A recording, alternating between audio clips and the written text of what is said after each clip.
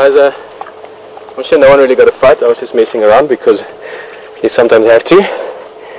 And in the end it's all quite bizarre because it's all obviously happening live. You're joining us from somewhere around the world. A whole bunch of people standing over there, some of them very good friends, some of them more recently met.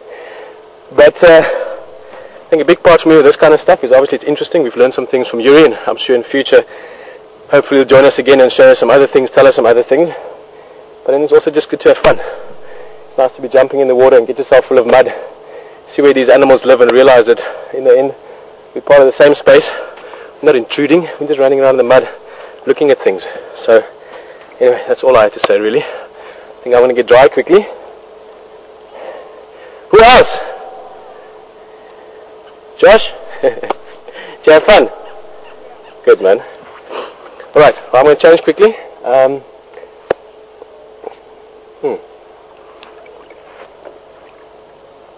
Sorry, that was bizarre. Just walking off not knowing when to do. The vehicle's just behind us here. Anything you guys can think of doing, Marco? No. I think not much wildlife around the moment apart from people, so I think maybe go back to the waterhole quickly.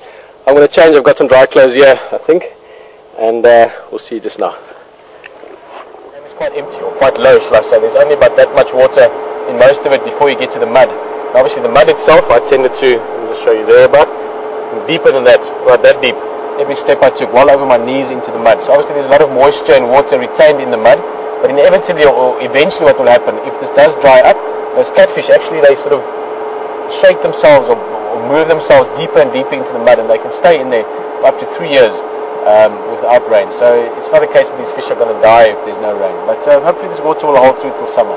And then the last thing, and it's actually interesting since that question came through from Lynn and Valerie, if I remember correctly earlier, about the hippo dung, I had to smile because I expected it to an extent, but not as much as maybe you'd guessed it beforehand.